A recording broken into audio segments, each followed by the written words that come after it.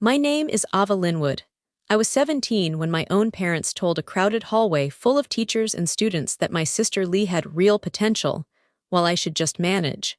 6 years later, I walked into the boardroom of the same tech firm Lee worked for and fired her in front of the entire executive team. Let me know in the comments, where are you watching from? And if you've ever been underestimated by your own family, this story is for you. Now, here's how it all began. It happened on a Wednesday. The kind of cold, rainy spring day where the school building smells like wet sneakers and copy paper. I was standing outside Mr. Carter's classroom, pretending to scroll my phone, but I was really just trying not to shake. I could already hear their voices from down the hall. My mom's clipped tone, my dad's booming irritation, and Lee's practiced little chuckle. I knew what was coming before the door even opened. Parent-teacher meeting number 4 this semester. Not because I was failing, because they thought I was wasting time. Ava's drifting, my mom liked to say. She's not serious. Lee's always had direction. And today would be no different. When the door swung open, I tucked my phone into my hoodie pocket and walked in like I wasn't walking to the gallows. They barely acknowledged me. Just a quick nod from Mom before she turned back to Ms. Ralston, my guidance counselor. "I'm just going to say it plainly," Dad said, leaning forward across the table like a man negotiating a car deal, not his daughter's future. "We're paying for Lee's college because she has real potential. We can't waste money. Ava will manage." He said it like manage meant something noble or even survivable, like I was some B-list background character in the family movie who didn't need a plotline of her own. The words didn't feel real at first. They just hung in the air, echoing between the wall posters of community colleges and financial aid tips, until someone behind me snorted, one of the other students waiting for their turn. I didn't turn around, I didn't breathe. Lee, sitting with one perfectly crossed leg and freshly curled hair, looked up and smiled at me. "Don't worry, sis," she said sweetly. "Not everyone's cut out for more." I think I actually stopped breathing for a second, not from shock because I wasn't shocked, just tired, so tired, of being the shadow. I didn't say a word, not then. I just turned and walked out of the room, through the hall buzzing with after-lunch noise, my face hot and my hands clenched so tight they ached. I kept walking until I reached the counselor's office. Ms. Ralston followed a few minutes later, gently closing the door behind her. She didn't ask what was wrong. She didn't need to. I sat down across from her, pulled my sleeves over my knuckles, and stared at the floor. "Ava," she began gently, "they shouldn't have said that, I'm sorry." I nodded once. Then quietly, like I was whispering to the version of myself I hadn't met yet, the one who'd rise from this, I said under my breath, "I'll show them who's going to manage." And I meant it. After that meeting, something in me shut down. Not the sad kind of shutdown, the survival kind. At school, I went quiet. I stopped trying to explain myself to teachers or correct my parents when they forgot I was taking AP classes too. If they wanted me invisible, fine. I'd disappear, but on my terms. It started 2 nights after the meeting. I waited until the house went still, past the time Lee finished her 3rd call of the night giggling about her marketing internship that hadn't even started yet, past Mom's habitual vacuuming of the already clean living room, and Dad's evening news at full volume. In the glow of my tiny desk lamp, I opened my laptop and typed, "Learn Python free." I didn't even know what I was looking for at first, just something that wasn't about pleasing anyone else. Something powerful, something mine. I found a free intro course from MIT, then a few crash tutorials on YouTube. By midnight, I was enrolled in 3 different online modules, had installed my first code editor, and scribbled out a handwritten schedule in my notebook, color-coded naturally. "If no one invests in me," I whispered, barely audible over the soft hum of my fan, "I'll invest in myself." That summer, I stopped going out unless I had to. No mall trips with classmates.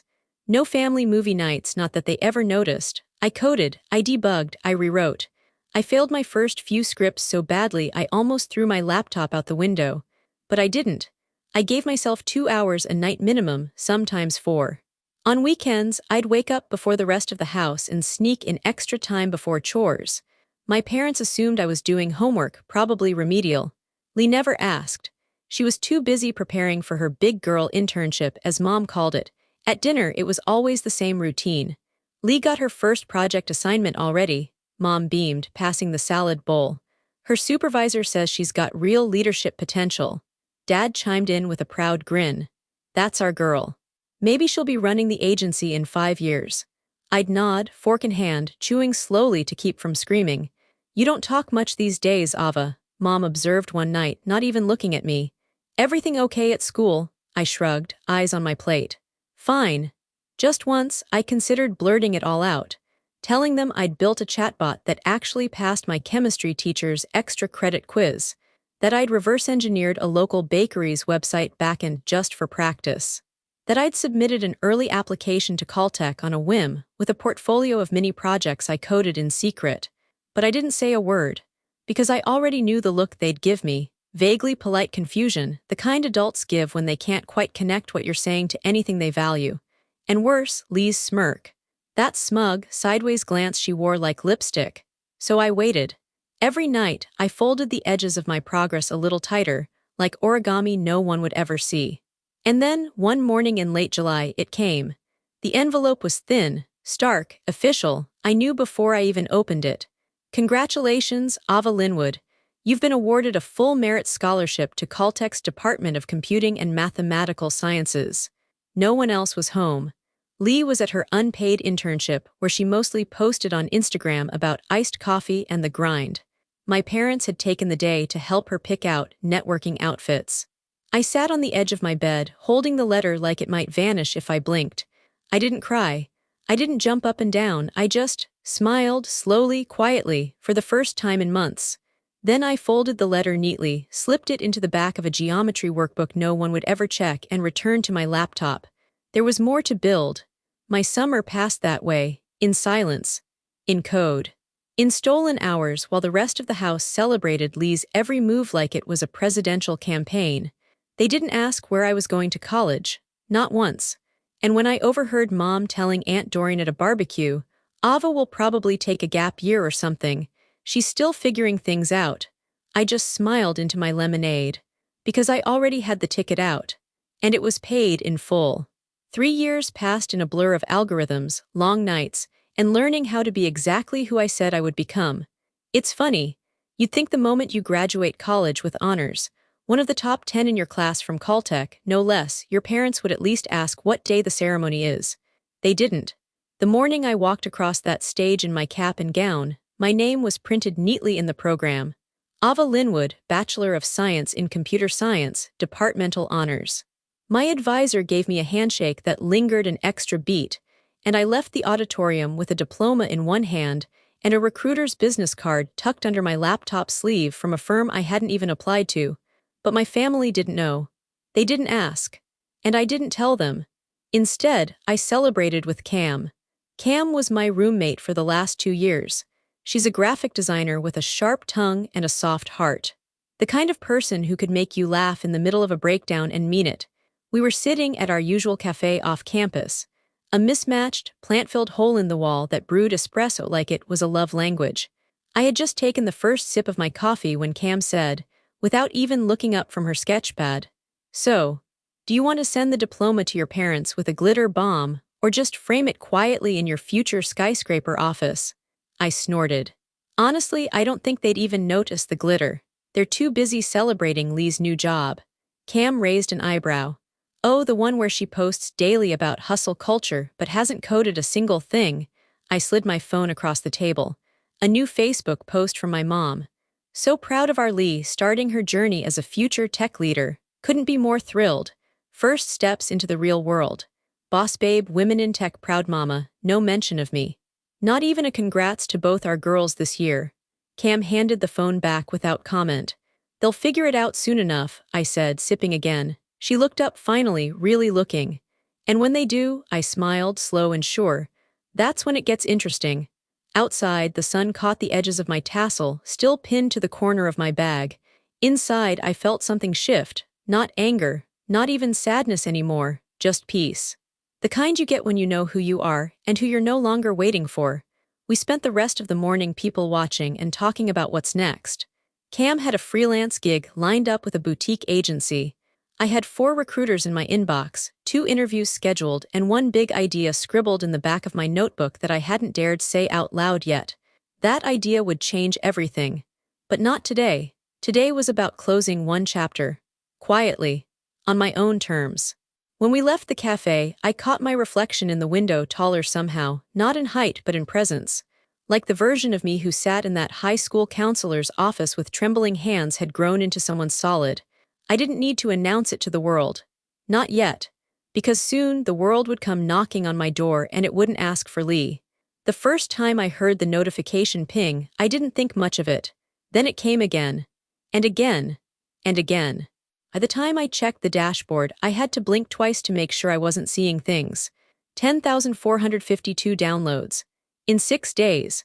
I just sat there for a second, in the middle of the crowded coworking space downtown, with my fingers still hovering above the keys and my breath lodged somewhere between disbelief and hysteria. It was working.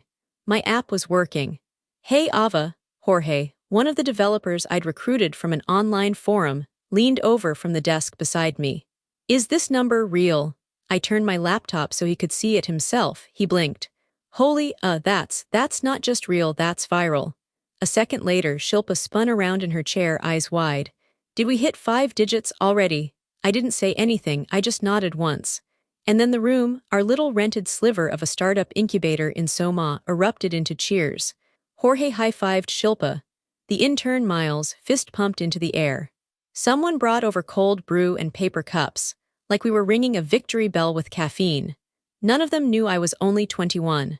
Or that this product, the one getting attention now for its seamless interface and eerie predictive capabilities, had started as a half-baked prototype I built alone in a Caltech dorm room between midterms.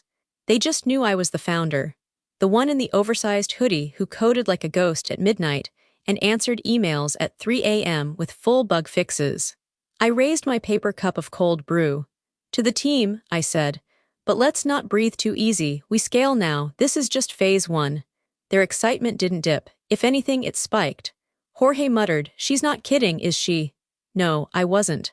Later that night, when the others had cleared out and the hum of the coworking floor had faded into the mechanical purr of cleaning crews and forgotten monitors, I stayed behind. I stared at the user map lighting up with new activity. Singapore, Berlin, Austin, Boston, even someone in Nairobi. And all of them were using something I had built, something no one had believed I could do. Then came the email. Subject, impressive early traction, let's talk. I almost didn't open it. It looked like another press pitch or maybe someone fishing for a demo code. But the name caught my eye. Eli Torres, venture capitalist, Horizon Growth Fund. The message was short. Ava Linwood came across your product today, clean UI, brilliant backend logic. 10,000 users in 6 days. That's no accident, we'd love to meet the face behind the code. Eli, I just stared at it for a second. Let it settle. Someone had noticed. Not because of Lee, not because of my last name, just me, my work, my mind. I didn't reply right away. I closed the email tab and sat back, letting the moment hit me in full. 3 years ago, I sat in my bedroom teaching myself loops and syntax while my family praised Lee for fetching lattes at a marketing internship. Now I was building something real, something big, and they still didn't know. I smiled to myself in the blue light of my screen. Let them keep posting about Lee's career. Let them keep assuming I'm just managing. I wasn't just building a product anymore. I was building an empire, quietly. But not for long. It started with a text from Lee. You still doing that coding thing? I stared at it for a second, amused by how 7 years of work and 2 full-stack platforms I'd built from scratch had been distilled into that coding thing. Still, curiosity won. I texted back. Yeah, why? She responded within seconds. My firm's hosting a tech mixer this Friday. All the big companies will be there. Meta, Oracle, couple VCs too. Could be a good place for you to meet people. Want me to put you on the guest list? I could almost hear the smile in her message, self-satisfied and clueless. She thought she was doing me a favor, introducing the awkward little sister to the real tech world she imagined she'd conquered with her polished LinkedIn profile and overpriced blazer collection. I replied, sure, thanks. And so, on a rainy Friday evening in downtown San Francisco, I zipped up my plain black dress, the only one I owned that wasn't function first, and headed into a scene that felt like another universe. The venue was a converted warehouse. Exposed beams, dramatic uplighting, giant neon logos pulsing above sleek cocktail bars, suits and sheath dresses everywhere, laughter that was just a little too loud, Tech bros spinning startup jargon like they were auditioning for Shark Tank. I arrived alone. No one recognized me, of course, which was perfect. I kept near the back, clutching a glass of something I didn't drink and observing like I was collecting user data, which honestly I kind of was. This wasn't my usual space, but it was fascinating watching the way these people moved, circling one another like sharks in suits. Lee found me near the snack bar. "There you are," she said, all bright lipstick and ambition.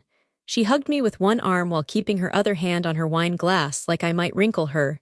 "Glad you came, you clean up nice." I glanced down at my plain dress. "You invited me. I figured I should at least show up with shoes on." She laughed politely, already scanning the room behind me. "You never know who you'll meet here," she said, in that sweet, sugary tone that made my teeth hurt. "Maybe someone smart, finally." I turned to look at her. She didn't flinch, didn't even realize. Lee didn't know. She had no idea the app half these people used, one that recently got a shout-out on TechCrunch for disrupting productivity across teams, was mine. No clue that the guy she just waved at from Oracle had emailed me 3 days ago asking for an integration partnership. And definitely no inkling that her firm, the one hosting this flashy little mixer, was now part of a growing portfolio I'd started acquiring through a shell company under a quiet Delaware LLC. But sure, maybe I'd meet someone smart. I didn't correct her. Not yet. Instead, I smiled. "I'll keep an eye out," I said. She nodded approvingly, as if she was mentoring me. As if we weren't standing on 2 completely different floors of the same skyscraper, and she hadn't realized I built mine from the basement up. "Come on," she said, looping her arm through mine. "There's someone from HR I want you to meet. They're looking for junior devs, and I figured, you might want to get your foot in the door somewhere." I blinked once, twice, and followed her. Not because I needed the job, but because the game was getting interesting now. Lee was walking me through the mixer like a show dog, talking me up just enough to look generous but never too much to dim her own spotlight. I nodded, smiled, and said little, just enough to keep her talking. She introduced me to someone from recruiting, a guy who asked me without irony if I'd ever built anything real. "I tinker," I said, shrugging. He smiled like I was adorable. "Keep tinkering, you never know." I almost laughed. Because somewhere on this floor, someone had just gotten a Slack ping from my software, rolling out a new update I had personally pushed 3 hours earlier. By the time the DJ started mixing ambient electro beats into the hum of networking chatter, I was done. I slipped out quietly, unnoticed. And as I stood on the street outside, the city lights flickering in the puddles around me, I opened my inbox. Another new message. Another inquiry. Subject: interested in your roadmap. When's your next round? I smiled, then turned off my notifications. I had all the meetings I needed. What I didn't have was patience. But that was changing too, because when the reveal came, it wouldn't be loud. It would be surgical and unforgettable. The second time Lee introduced me to someone that night, it wasn't so much an introduction as it was a setup. I was standing near the snack bar again, trying to remain invisible, when she called out over the crowd with that high-gloss, too-loud tone she used when she wanted people to know she was in charge of the conversation. "Oh, you guys haven't met my sister yet, have you?" 4 heads turned at once. A mix of laughter, wine glasses, and name tags. Mid-30s. All decked in sharp suits with lanyards and fast-tracked careers. Lee grabbed my wrist and pulled me into their circle before I could say anything. "This is Ava," she said, voice chipper. "My little sister, the cat lady who reads code for fun." There it was. She even added a little shrug like "what can you do?" and giggled. The group laughed lightly at first until one guy, tall and slick in a charcoal blazer, tilted his head and looked me up and down. "Wait, this is that sister?" he asked. "The one you said spends most of her time tinkering." Lee made a face like she was trying to soften the blow. "I didn't say most of her time. Just that she's more niche." "Niche," I smiled tightly. My fingers wrapped around the stem of my drink. Charcoal blazer leaned in slightly. "So Ava, what's it like being the family underachiever while Lee's actually out here earning?" The way he said actually hung in the air like the stench of an open trash can. Lee laughed. That soft, breathy kind of laugh that could easily be mistaken for humility if you didn't know her. I did. For a split second, I thought about walking away. Just turning on my heel and letting them keep believing the version of me Lee had been selling all night. But I didn't. I looked at Lee. Really looked at her. At the pride in her expression, the unspoken satisfaction. This was her spotlight, her story. She'd spent years making sure I stayed in the background, quiet, unassuming, manageable, and I let her, until now. I took a small sip of my drink and smiled, calm, almost casual. Pretty great, actually, I said, glancing at Charcoal Blazer. Especially when you own 56% of the company half the people in this room are trying to get a job with. The silence hit instantly. One of the women in the group actually coughed. Lee blinked once, twice. The guy laughed, awkward, unsure. Wait, what? I pulled my phone from my clutch and opened the homepage of my platform, the one now used by thousands of teams, startups, and agencies. I turned the screen toward them without a word. They recognized it immediately. Wait, this is yours. The woman asked, her tone now something between disbelief and apology. Lee's wine glass dipped in her hand. You're joking. Nope. I looked back at the group. Founder, lead developer, I wrote the first 40,000 lines of code in a Caltech dorm room. I held her gaze for the first time all evening. And Lee, I added, voice cool and even, did you know your firm licenses our team suite? That's why I recognized the layout when we walked in. Her lips parted, but no sound came out. I always thought it was funny, I continued. How someone could brag about being a future tech leader while never noticing the software they're using every day was built by their own sister. The silence turned sharp. One by one, the group found excuses to drift. Charcoal Blazer muttered something about checking on a client. The woman smiled nervously and gave a quick congrats before stepping away. Lee and I were left standing alone. She still hadn't spoken. I didn't come here to embarrass you, I said finally. But if you're going to drag me into a circle to mock me, you should probably know what I do first. Her voice came at last, small and tight. You never said. You never asked. I didn't wait for her reply. I walked away, weaving through the mixer crowd with my shoulders back and my chin high, not because I needed their attention, but because I finally had no reason to shrink. That circle of people may not remember my name tomorrow. But Lee would. She would remember tonight. Because for the first time in our lives, I wasn't the one standing in her shadow. She was standing in mine.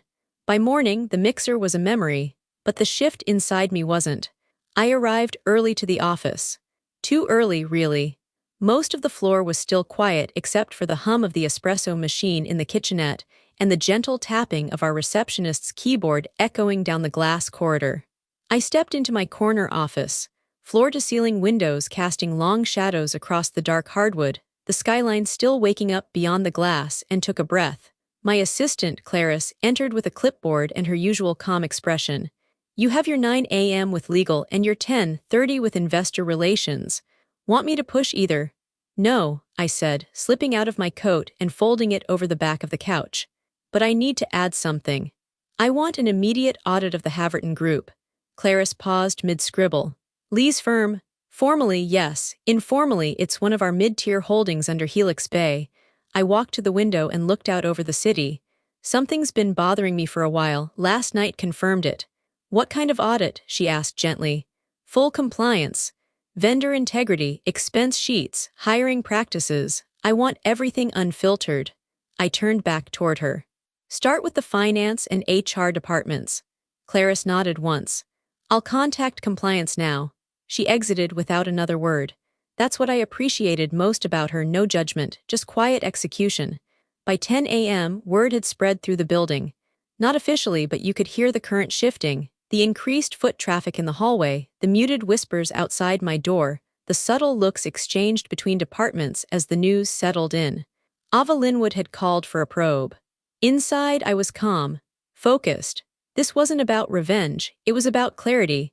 Lee's firm hadn't made my radar until last quarter. I'd greenlit its acquisition under one of my shell portfolios based on its surface-level financials and product pipeline. It was supposed to be routine, just another growing tech consultancy tucked inside a safe basket. But over the past few months, something had felt off.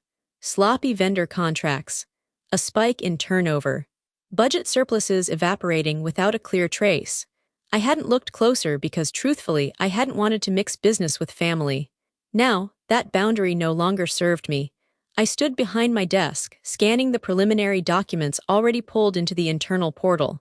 I recognized names from the mixer the night before, the ones laughing, the ones who assumed Lee's power was something earned.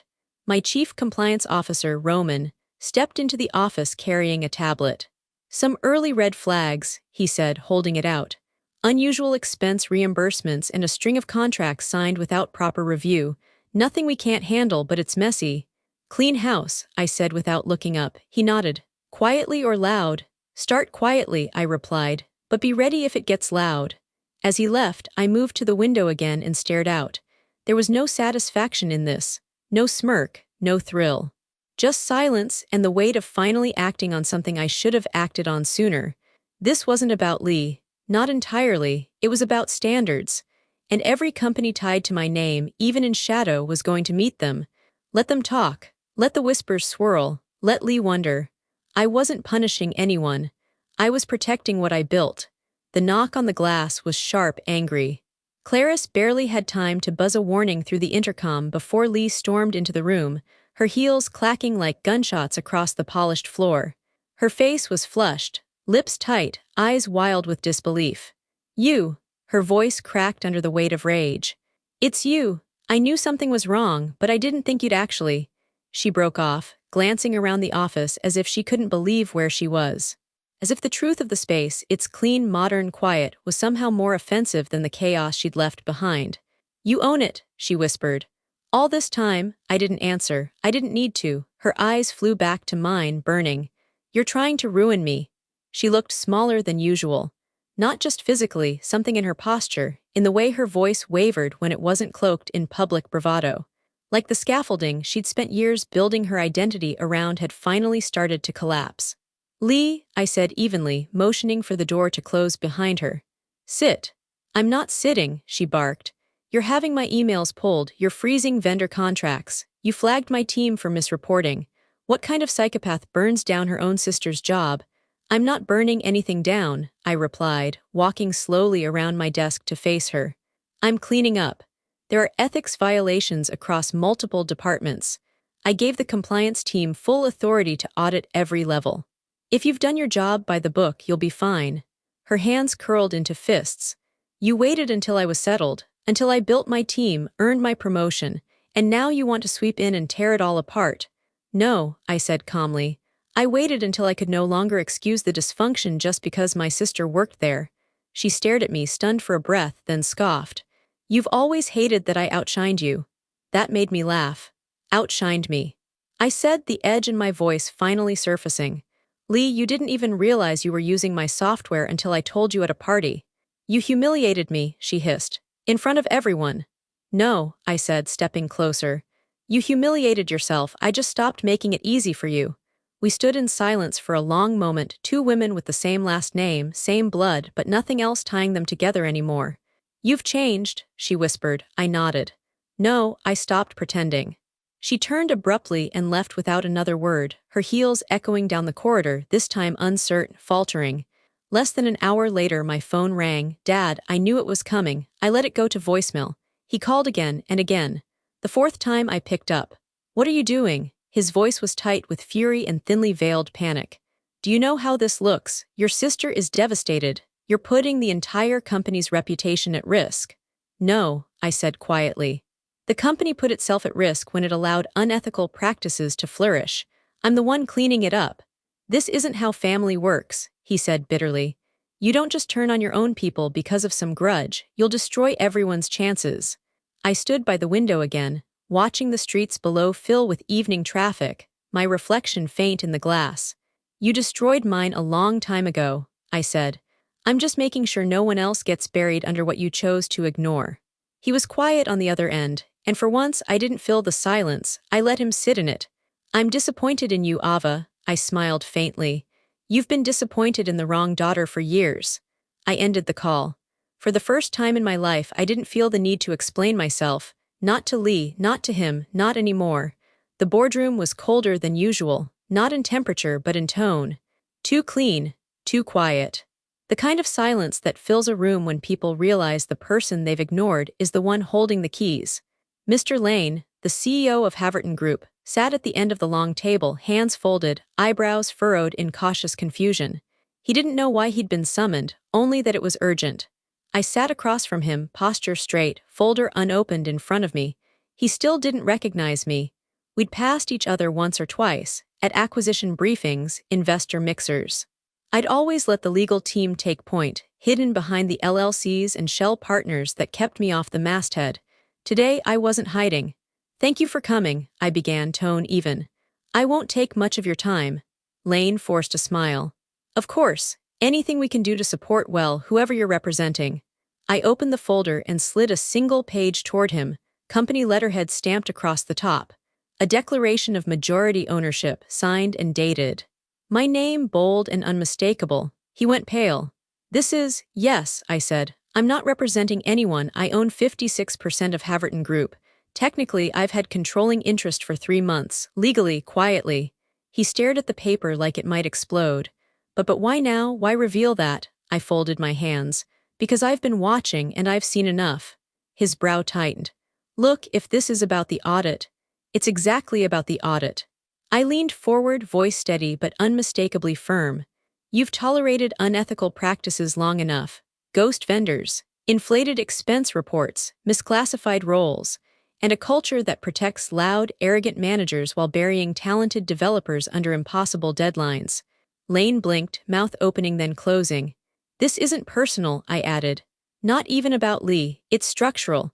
You've run this company like a club, not a business. That ends now." He swallowed hard. "What do you want?" "A new board," I said simply. "With an independent ethics officer, quarterly compliance reports, and real accountability. I'll nominate candidates by next week. And if I refuse," I tilted my head slightly, "then I call a vote, and given my ownership stake, you already know the outcome." He looked down, breathing hard through his nose. "You planned this." I didn't answer. He already knew. After a long pause, he gave a slow, reluctant nod. "Understood." I stood, gathering the untouched folder. "You'll get the board slate by Monday." As I reached the door, he spoke again, quieter this time. "You're young." I turned back. "And you've been warned more than once." He didn't reply. Outside the boardroom, one of the senior developers, Natalie, was waiting by the elevator. She must have heard whispers of what happened, but her expression wasn't fear, it was hope. "You really just pulled rank in there?" she asked. I shrugged. "Time for a change." She gave a slow, tired smile. "People like you should have been leading from the beginning." The elevator dinged. I stepped in, nodded once, and let the doors close behind me. I didn't need applause, I didn't need headlines. What I needed was order, and now I had it. The conference room was packed. Long table, 12 chairs, 2 screens glowing with the company logo, bottles of still water neatly lined up like soldiers. Most of the executive board had arrived early, murmuring in cautious tones, shooting glances toward the door toward me. Word had spread, not publicly but enough. Ava Linwood wasn't just the quiet investor anymore.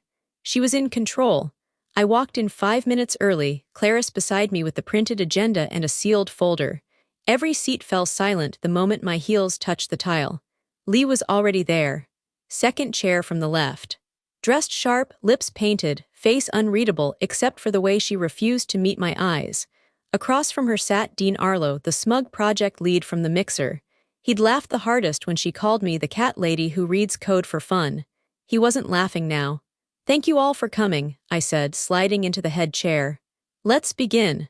Clarice distributed the packets while I clicked the remote, bringing the first page of the internal review onto the screen. "Over the past 3 weeks," I began, "we've conducted a full compliance and performance audit across all major departments." A flicker of movement.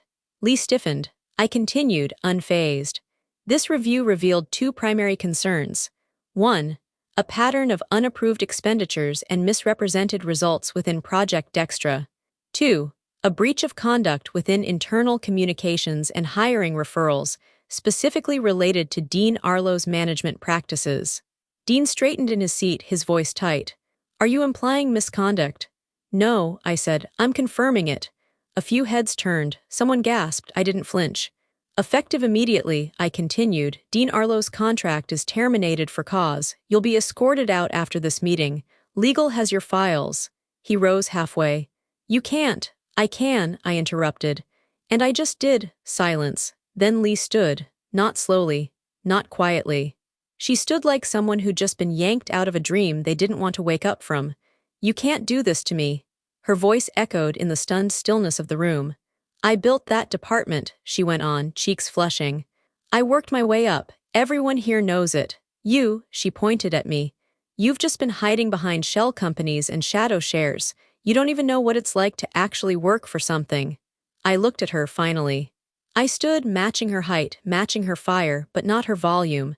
This isn't about punishment, Lee, I said, voice cool and steady. It's about standards, and you don't meet them. She stared at me like I'd slapped her. You think this is fair, she whispered, to do this in front of everyone? No, I said, I think it's overdue. She looked around the table, desperate for a lifeline, but no one spoke. No one moved, not because they feared me, because they knew I wasn't wrong. You wanted to lead, I said, walking slowly toward the head of the table. But leadership isn't about status. It's not about having the loudest voice or getting credit at mixers. It's about accountability. You abused your position, Lee. I gave you a chance. You used it to build a throne for yourself and forget the people under you. Her mouth opened, then closed. I turned to the others. Effective immediately, Lee Linwood is relieved of her current title. She may remain on contract during the transition period. That is all. The air in the room felt split in two. The old hierarchy shattered, and in its place me, not loud, not angry, just resolute. Lee sank back into her chair, silent. Dean sat stiffly, eyes forward, waiting for someone to escort him out. No one dared speak until I gave the signal. Meeting adjourned. I gathered my notes, nodded to Clarice, and walked out without a backward glance. Let the silence speak now. It said everything that needed to be said. 2 days after the boardroom shook itself awake, my inbox pinged with a message I didn't expect. Subject, thank you. The email was short, barely 4 lines, but I read it twice. Ms. Linwood, I just wanted to say thank you. I was going to quit. I couldn't take how people like Dean talked down to us, how your sister ignored complaints. But then I saw you stand up to them. I'm staying now. And I'll work harder because of you. Sienna, junior developer. I stared at the screen, one hand still hovering over my coffee, and felt something shift inside me. Not pride, not triumph, something deeper. For the first time, someone saw me not for what I was proving, but for what I was protecting. I typed back quickly, keep building, I've got your back. Ava, I hit send, sat back, and let myself exhale.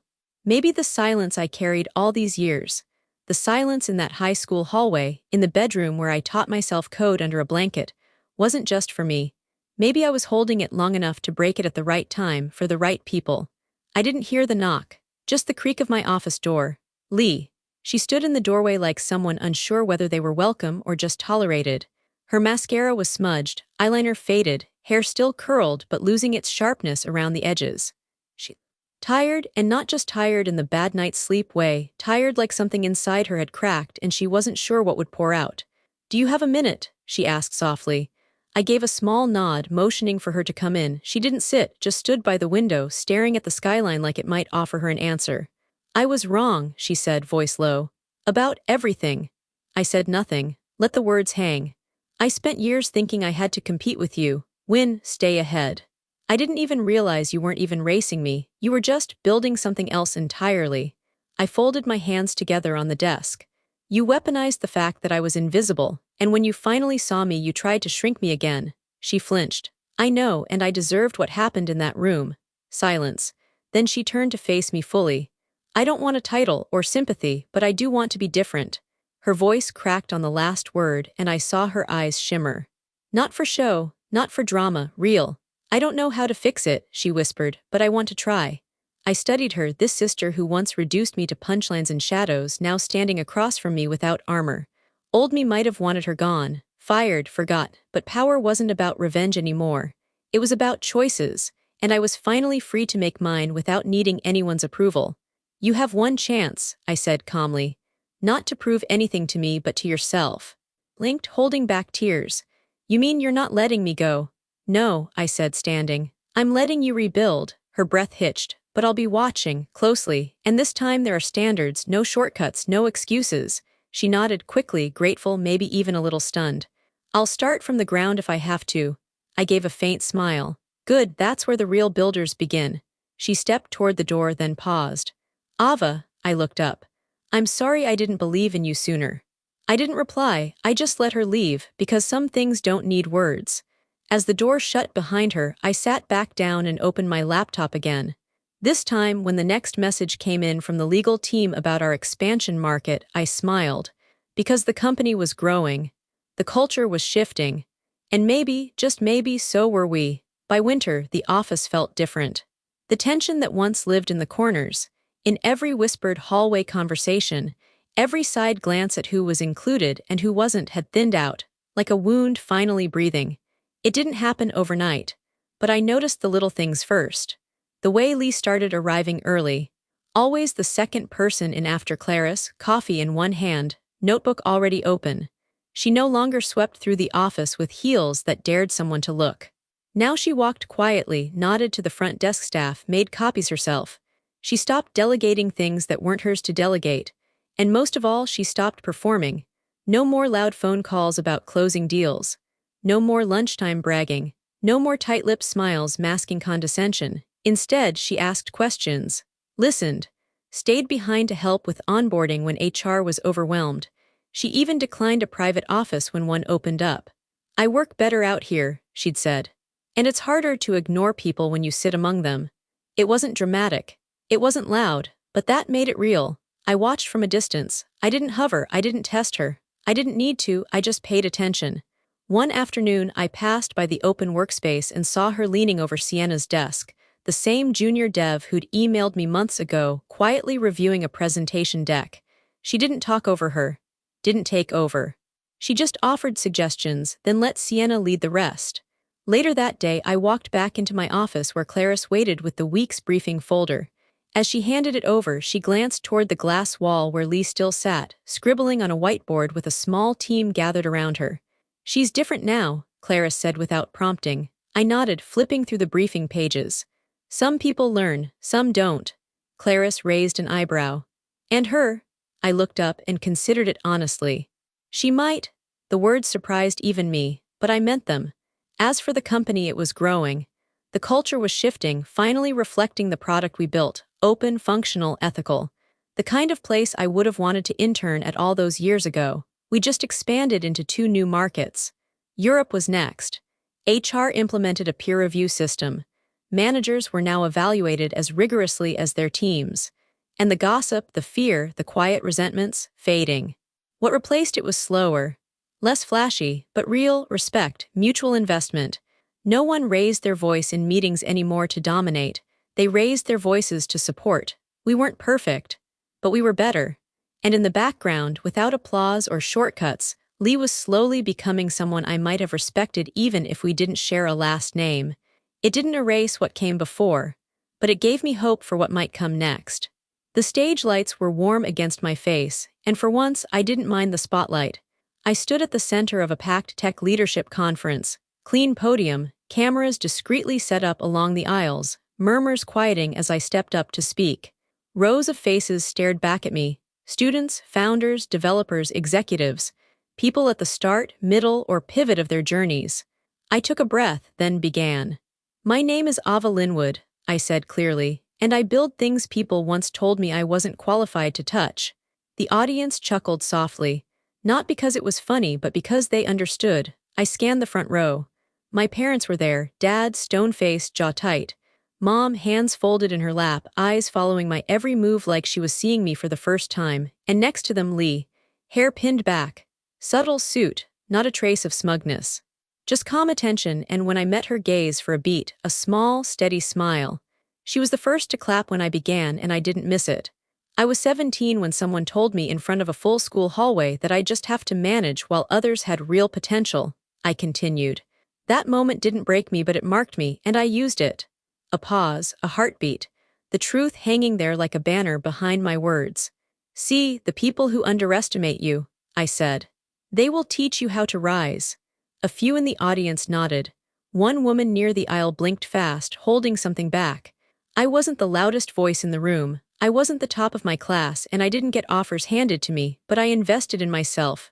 I studied in silence, and when I built something worth seeing, people noticed.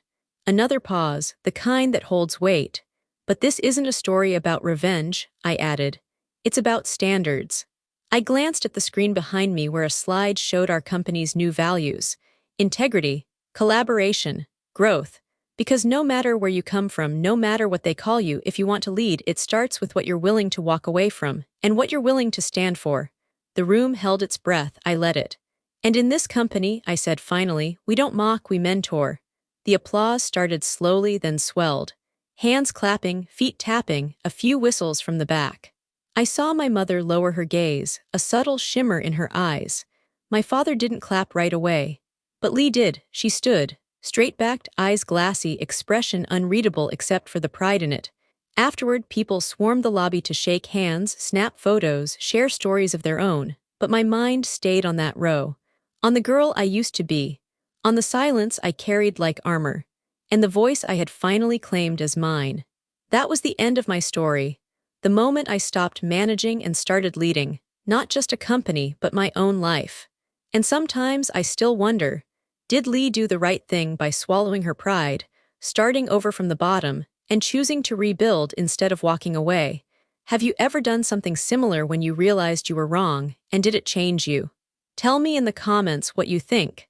And if this story meant something to you, don't forget to like and subscribe so I can share more journeys like mine with you.